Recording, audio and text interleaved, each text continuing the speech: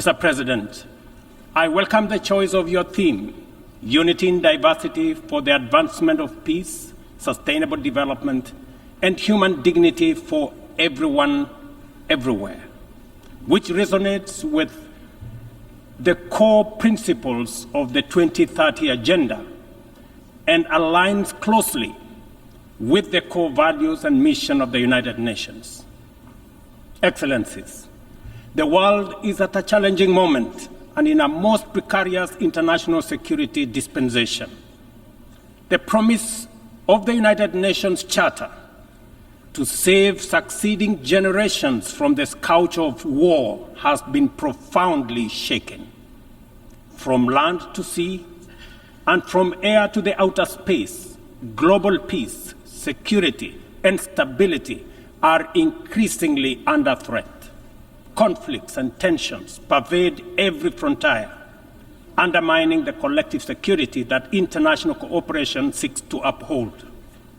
Cases of polarizing narratives, factionalism, social upheavals, organized crime, war, and stockpiling of weapons of mass destruction are at an all-time high.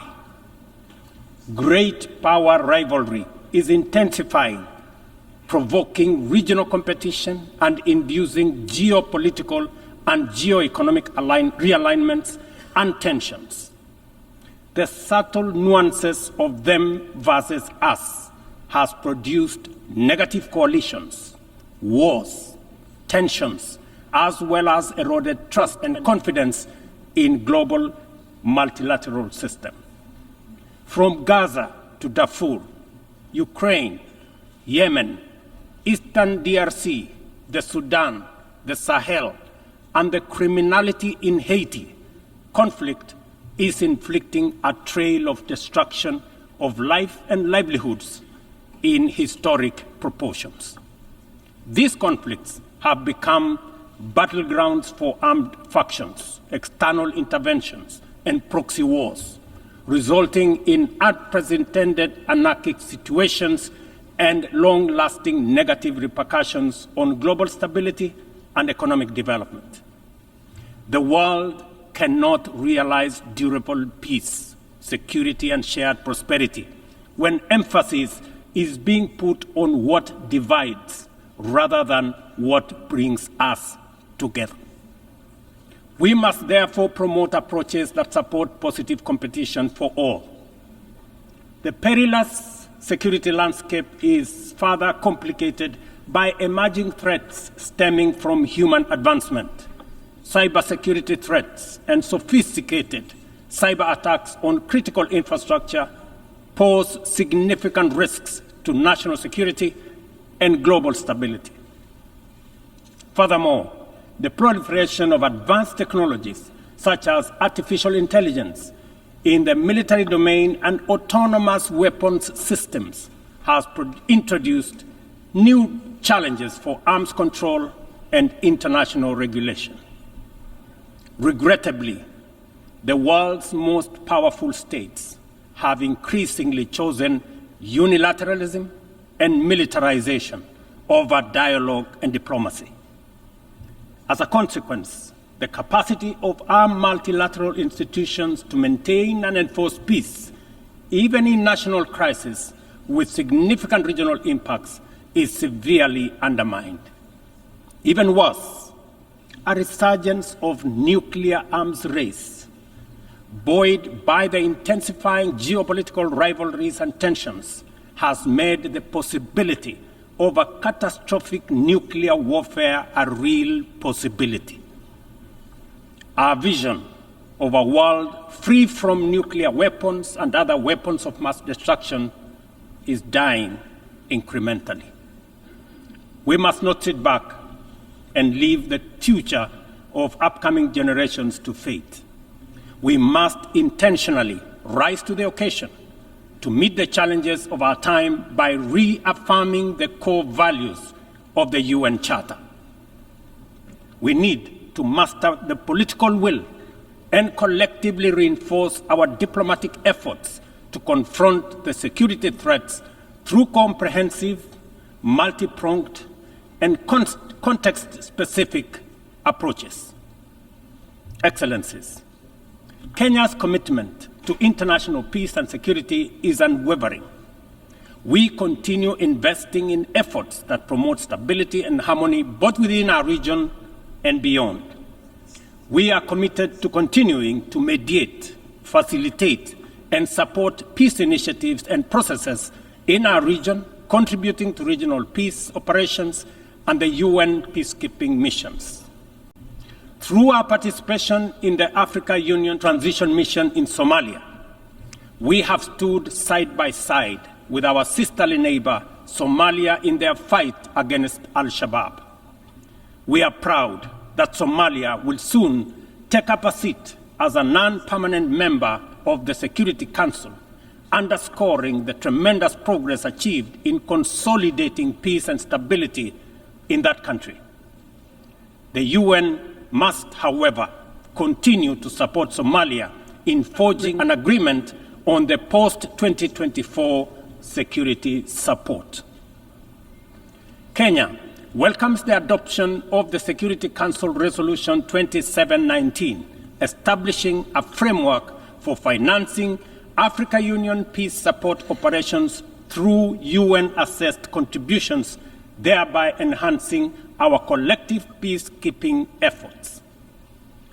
A well-funded AU peace operation are not only an African priority, but a global good, considering the complexity and interconnected nature of emerging threats to international peace and security.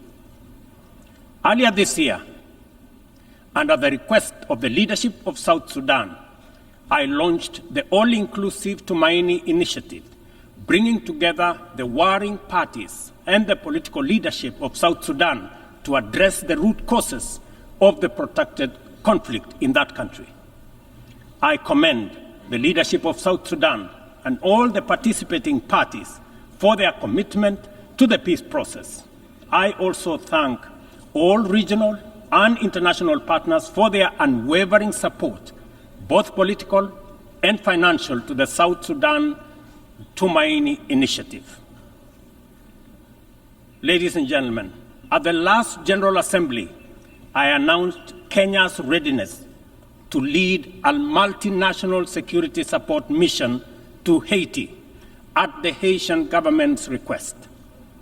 Following the Security Council's authorization under Resolution 2699, Kenya has deployed 382 specially trained police officers to Haiti. Just a few days ago, I had the opportunity to visit Haiti, witness the work of our officers in the field, and observe remarkable progress on the ground. Our support for the Haitian National Police has significantly advanced the pacification of cities and towns, protected critical infrastructure, and relieved many communities previously held captive by criminal gangs.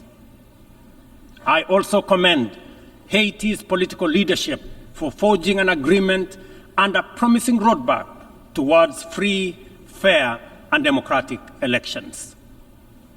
We are deeply grateful for the financial and logistical support from the United States, Canada, and other member states that are shouldering this heavy burden.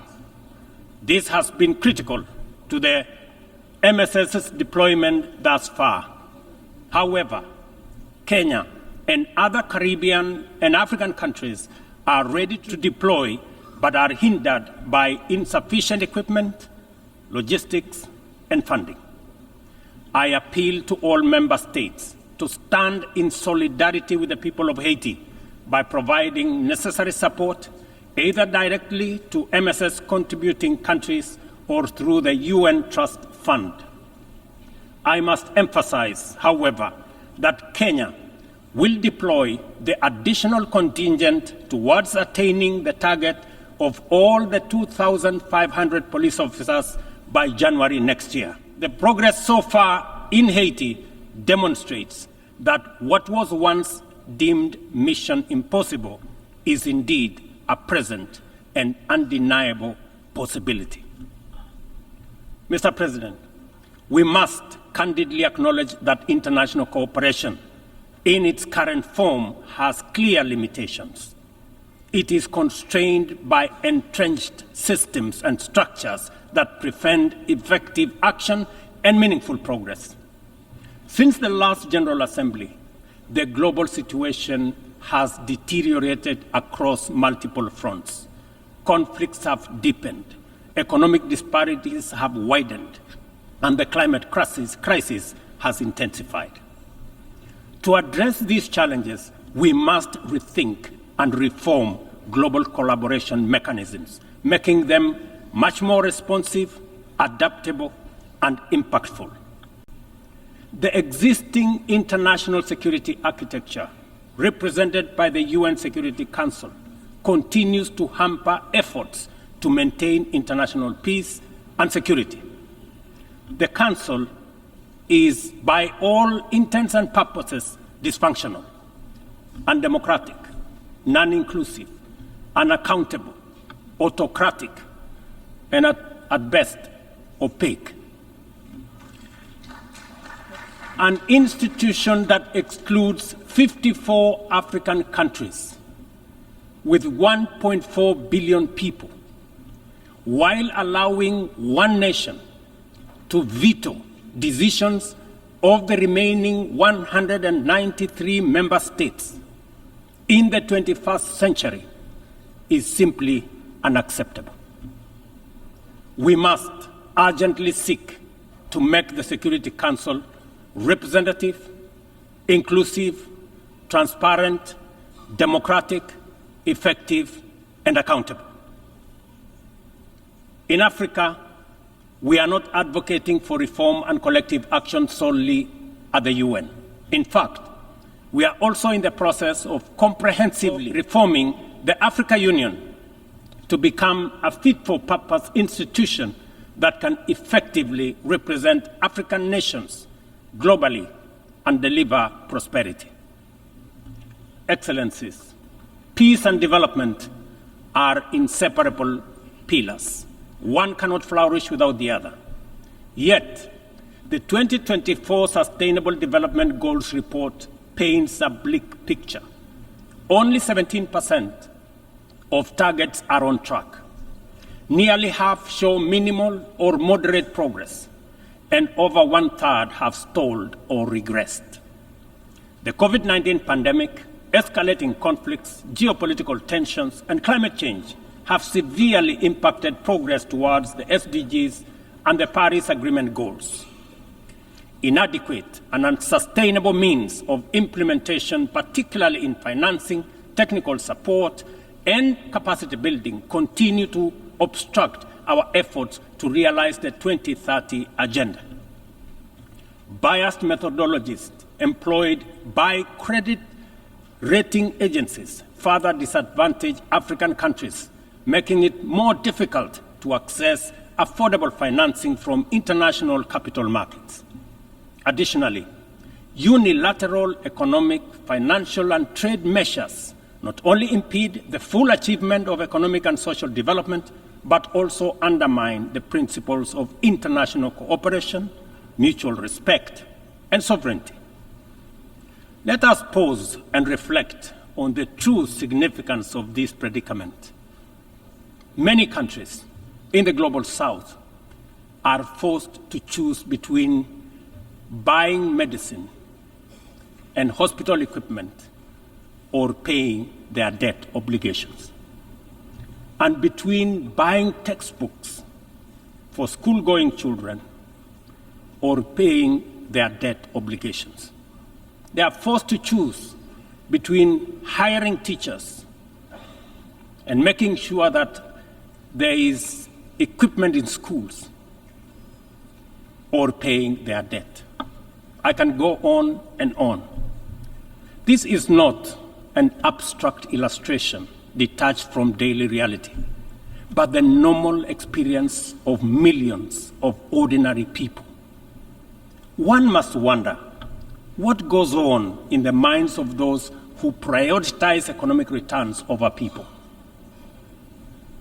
Ladies and gentlemen, what really happened to humanity?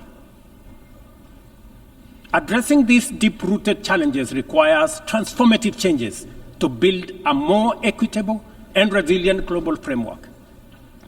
We have outlined many of these solutions in the Pact of the Future, demonstrating our clear understanding of what needs to be done. However, we have yet to master the political will necessary to turn these commitments into action. It is a fundamental principle of development that no nation can achieve lasting prosperity if its neighbors remain impoverished. Our economies are interconnected, and the well-being of one directly impacts the other. We must ensure that developing countries have the necessary foundations to claim their rightful place in the 21st century global economy. This is not just a moral and fair imperative. It is a strategic necessity to address systemic challenges such as migration, labor market disparities, climate change, and global security. Strengthening these foundations requires reforming the international financial architecture, facilitating debt relief, concessional long-term at-scale financing, grants, and de-risking lending instruments is essential to increasing investment to develop vital infrastructure and expand critical sectors. Consider Africa's immense untapped potential in clean energy resources. Harnessing this potential is critical not only for the continent's economic growth and social resilience, but also for global priorities like accelerating the energy transition, combating climate change, and diversifying supply chains.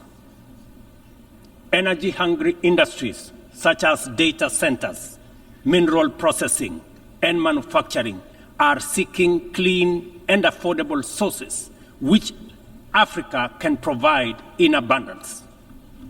Yet, out of the 500 gigawatts of renewable energy added to the global mix in 2023, Africa accounted for less than 3 gigawatts. How is this possible, given the continent's vast natural resources, skilled workforce, and massive energy needs? We cannot allow Africa to be left behind this time round. Affordable financing is essential, but so are transformative policies and inclusive fair trade practices, market access, inclusive international tax cooperation, technology transfer, and capacity building. This is why, at COP28, we launched the Africa Green Industrialization Initiative, aimed at unlocking investments for the continent's immense opportunities. This Pan-African initiative promotes large-scale, high-impact, and bankable green industrial and infrastructure projects. Next month, in Nairobi, we will host an investment forum for the Accelerated Partnership for Renewables in Energy to attract investments for the untapped potential in solar, wind, geothermal, and hydropower. Globally, we also need to improve the tools we already have. The SDG Stimulus Fund, initiated by the Secretary General in 2023, requires our joint support to succeed, including from multilateral development banks. Similarly, replenishing the International Development Association, IDA, is essential to provide concessional loans to the world's poorest nations. Earlier this year, I hosted the IDA 21 Replenishment Summit in Nairobi, where African leadership reaffirmed the critical importance of IDA for developing countries and called for an ambitious replenishment of US dollars 120 billion.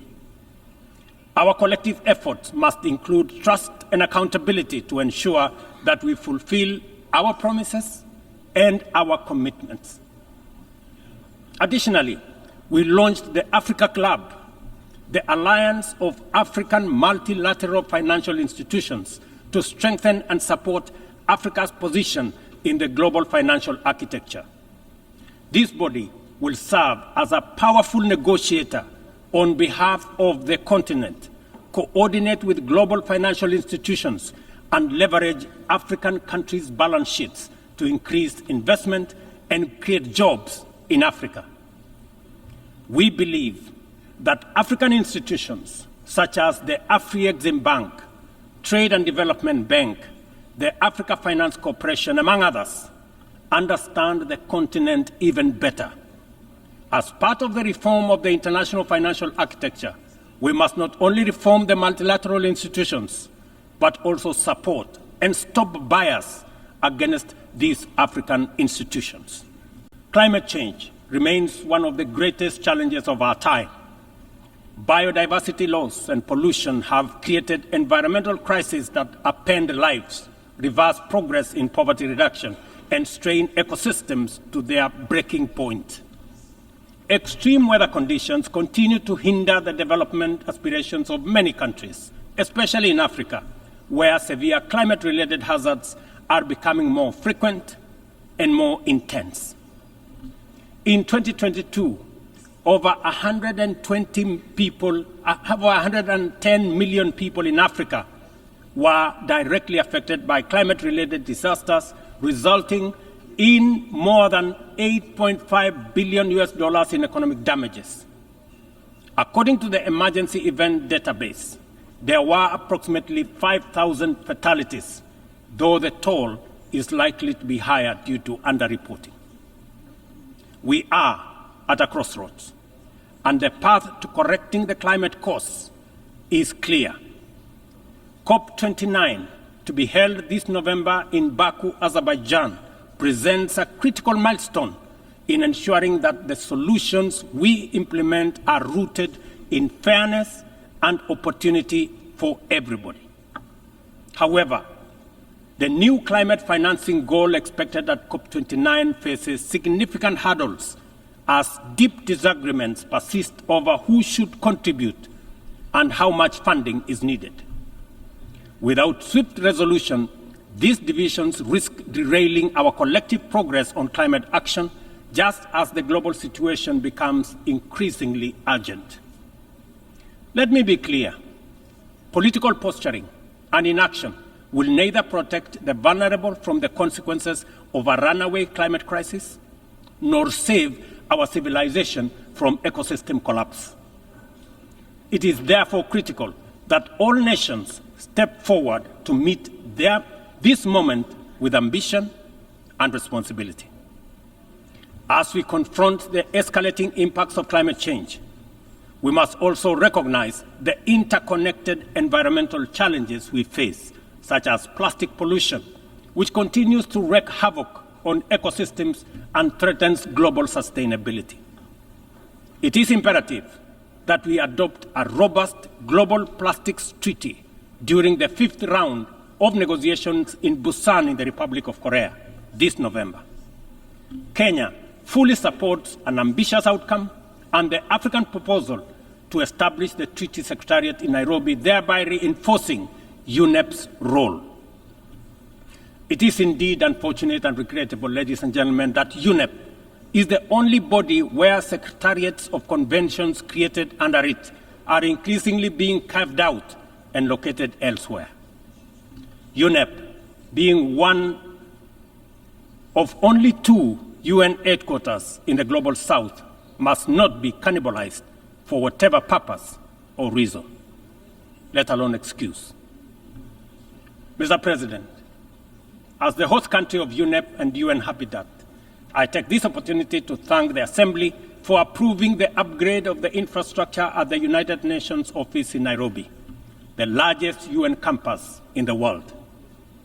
This project includes the construction of new office space and the design of ultra-modern conference facilities. These developments mark a significant milestone towards enhancing the quality and accessibility of Secretariat services to member states. Not only will they serve current needs, but they will also strengthen the future success of multilateralism. We look forward to the Assembly's continued support as construction begins in 2025. It will be critical to ensure that UNON receives sustainable and predictable resources to ensure the timely completion of this upgrade.